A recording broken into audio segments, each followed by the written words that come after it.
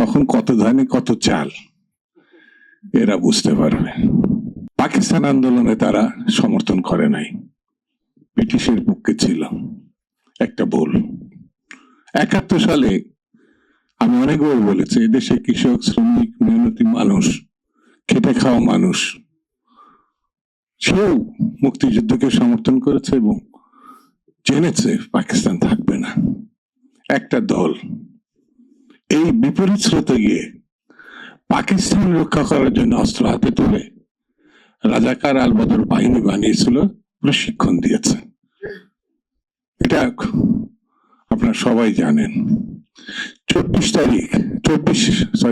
সালে যে গণঅভ্যুত্থান হয়েছে 5 আগস্ট, সেই 24 সালে প্রথম এই দলটি আওয়ামী লীগকে মাফ করে দিয়েছে 24 ঘন্টার মধ্যে।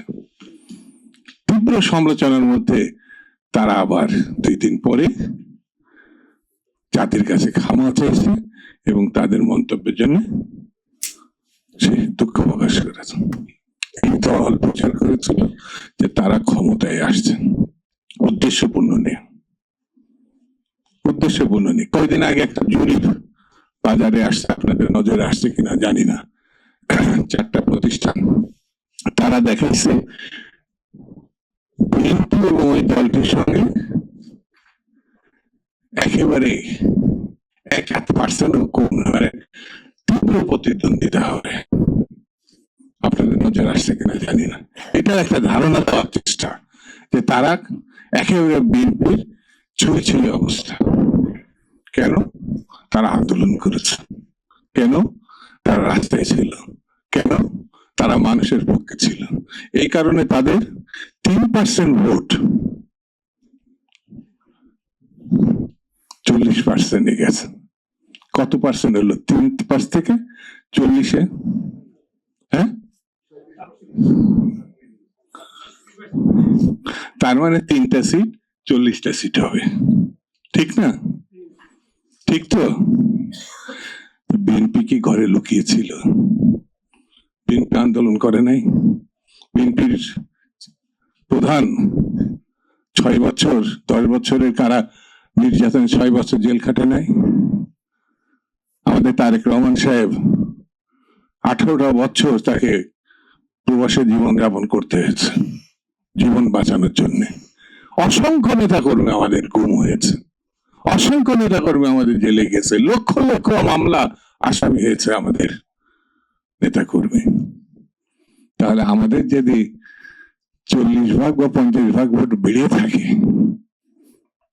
খেয়াল করেন, মানে জামাতের মতো তাদের বেড়ে 40 হয়েছে, আমাদের তো 250 বা 200 যদি ধরি সিট, তাহলে যদি ডবল হয় তাহলে তো 400 হবে। 400 হবে না নাকি? একটু আওয়াজ দেন না। 400 হলে তো 300 আমাদের জাতীয় সংসদের সদস্য,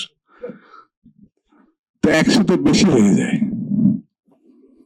এদের যদি আমি বলি মুনাফিক, তাহলে বলবে আমাদের সম্বন্ধে খারাপ কথা বললো দুদু ভাই। এদের যদি বলি মিথ্যাবাদী, তাহলে বলবে এটা আমাদের সঙ্গে খারাপ কথা বললো। কোথায় যেন পড়লাম, মৌলানা ভাসানী বলেছিল, সাগরের পানি যদি নীল হয়, নীল নদের পানি নীল হলে নীল না, ঠিক তেমনি জামাত যদি ইসলামী হয়, ওটা ইসলামী দল না।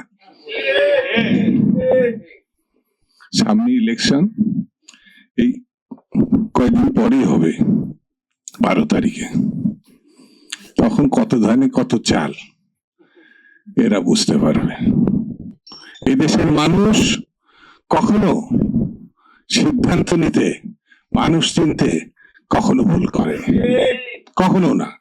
এই যে আমাদের প্রবাসী ভাইরা বিদেশে থেকে আমাদের, তাদের কষ্ট অর্জিত টাকা, যারা বিদেশে যান নাই, সে মিডল ইস্টের মধ্যে 50 ছুঁই আবহাওয়া, তার মধ্যে মরুভূমির মধ্যে কি কষ্ট করে কাজ করছে, অথবা ওই ইউরোপের মধ্যে কি কাজ করে তারা তাদের অর্থ বাংলাদেশে পাঠাচ্ছে, এই চোখে না দেখলে বোঝা কঠিন।